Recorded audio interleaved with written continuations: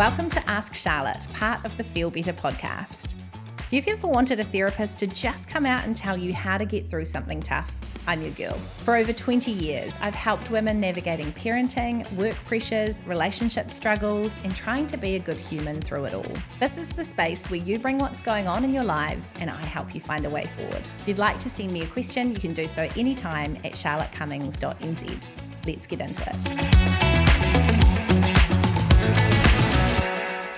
Welcome to this episode of Ask Charlotte, where I'm answering a listener question about reflecting on the role that they're playing in things not going so well in their relationship. I've slipped into a pattern of criticising my partner lots and just seeing all the ways they're falling short. But I also know that I'm part of this dynamic. So how do I reflect on my contribution to what's not working in our relationship without excusing their behaviour or gaslighting myself?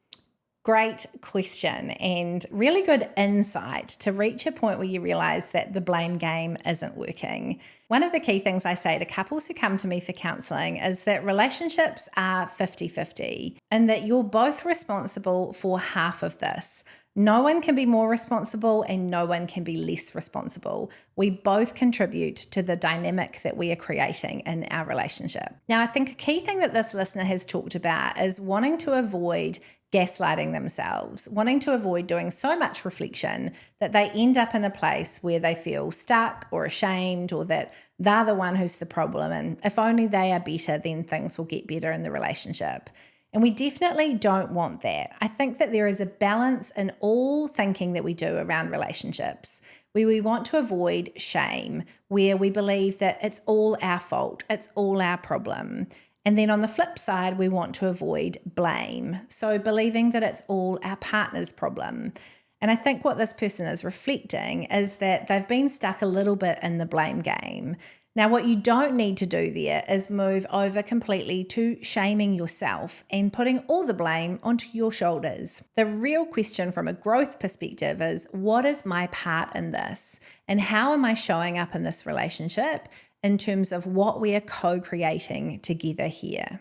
So I'm a big believer that you don't fix a relationship by diagnosing the other person. You grow and improve a relationship by reflecting on what you are creating together. The more you can understand that, the more options it unlocks for you going forward. Now, a question I encourage you to reflect on if you're thinking about your current relationship is actually taking a step back and thinking about all of your relationships over your dating past. If I lined up all of your past partners and asked them, what was it like to be with you? What might they say? And what are the themes of what they have said? Now, of course, if you put two people together in a relationship, there are often differences about the dynamic that plays out interpersonally between those two people and the issues they're both bringing to the table. But it can be helpful to step back and think about, are there actually patterns or themes that would probably be fairly consistent across all of my relationships? I was working with someone recently who was reflecting on how their overworking contributes to the dynamic they've had with all of their partners. So this is a helpful question, being able to step back and think across all of my relationship, what are the patterns or themes? What am I bringing to the table that shows up in my relationship in ways that are problematic? Now, leading on from that, I think it is really important to think about your unbearable feeling. And if you haven't listened to my top podcast episode of all time, episode 37 is all about this foundational concept and how I work. The idea that we all have a feeling that we are avoiding, that we find most uncomfortable, that we structure our lives around being on the run from. So you want to think about how your unbearable feeling contributes to your relationship, how it impacts your reactions to your partner, how it impacts what your own life looks like, and then the intersection between you and them. I did a follow-up podcast episode all about unbearable feelings in relationships, so that's another good listen here. But what are the dynamics that are going on in terms of the feelings that you avoid, the feelings that you fear, that you try and keep out of your relationship? For example, if one of you really struggles with rejection and the other struggles with feeling like a failure, that is going to be a difficult dynamic because every time one person goes to give feedback or debrief or talk to the other person about an issue, they're going to feel like a failure. Their response is probably then going to make the other person feel rejected. So you can see there an example of how two people's unbearable feelings would play out in a relationship and become a really difficult dynamic to get through. The more alert you can be to what your unbearable feelings are and how they're playing out, the more you can see in that equal kind of tone how you're both contributing, the dynamics you're both bringing to the relationship, and what it is that's happening in terms of the interface between these two issues. Now, some great reflective questions that you can ask yourself too are, when we argue, what do I do first? What is the pattern in terms of your reactions when something difficult or problematic is happening in your relationship? And behind that, you can consider, what am I afraid will happen? What about this makes me feel unsafe or threatened in some way? So really here, you're trying to get analytical about what's going on. This is not about blaming. This is not about someone being more responsible than the other person for the issues within the relationship. This is just practically getting analytical about what is going on. This is where I sometimes introduce to couples the concept of the dance. The idea that in our relationships, we have this predictable way of playing out interactions with one another, especially conflict. Now, it just so happens that usually one person starts the dance. There's usually something that kind of kicks off that becomes then the predictable steps that we follow as a couple. So they do or say this, and then I respond by doing or saying this, and here we are in this almost rehearsable dance that we typically move through. So it can be helpful to map out what are the steps in our dance, what happens here in terms of how I react to them and how issues commonly play out between us. And what's my responsibility there? You know, a dance changes if one person's moves change. If we respond in a different way, it's like moving the goalposts in our relationship.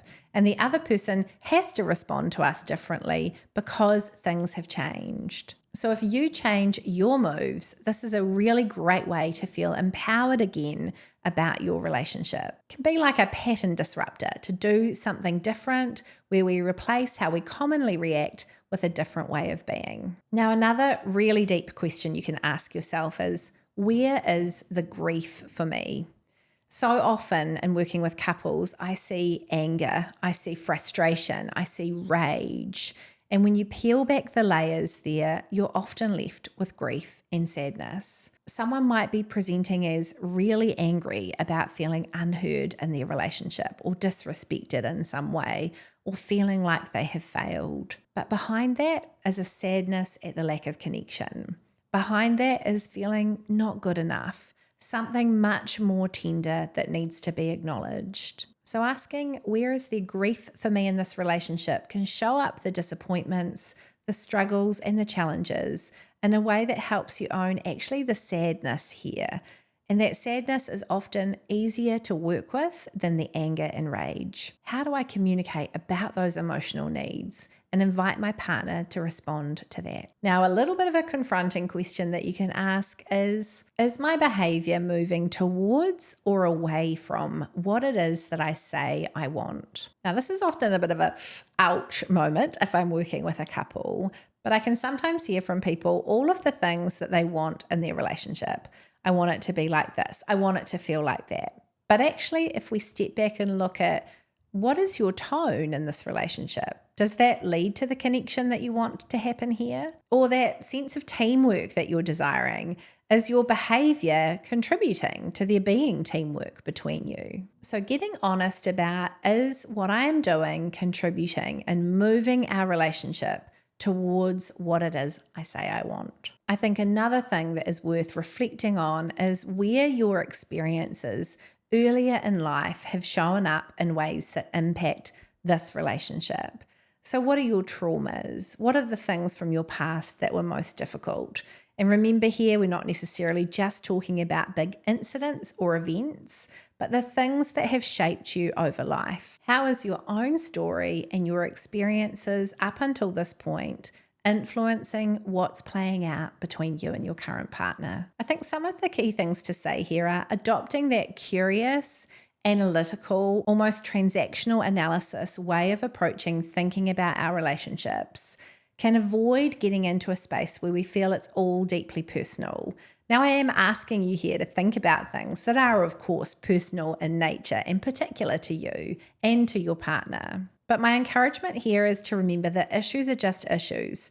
People are people. And if you can put issues out on the table in a way that's a little more neutral, where they're externalized from you, you can take greater ownership of what it is that is going on. And it is incredibly disarming in our relationships if we show up and own what it is we're contributing. So being able to say to your partner, hey, actually, I recognize that I'm doing this. I've been reflecting on how what I'm doing here isn't actually helping us. Bet them some of those balls. Just sharing your reflections in this space can be incredibly helpful in your relationship. But all the couples I've ever worked with have heard me say, when it comes to baggage and relationships, it's 50-50, just like relationship property. There is no his and hers and hers, his and his. It is all mutual shared ownership. And whatever we're bringing to the table, we both have some responsibility around. Relationships are an exercise in co-creation, and you are both 50% responsible for what is going on. I really respect this question, and if you're doing this journey of reflecting on how your relationship is and where you'd like to make changes, I wish you all the very best. Don't forget that I've got my course, Give Me 10 Minutes. This is a really good option for couples that are busy, that could probably do with some therapy, but actually can't quite make it to see a therapist on a regular basis for whatever reason. Over 6 weeks, you listen each week to a 10-minute audio and sit down and have a conversation together. I've distilled the top things that I work with couples around as a therapist into bite-sized chunks that can get you both reflecting on how your relationship is. If you feel like your relationship's needing that reset, this could be a really good option for you.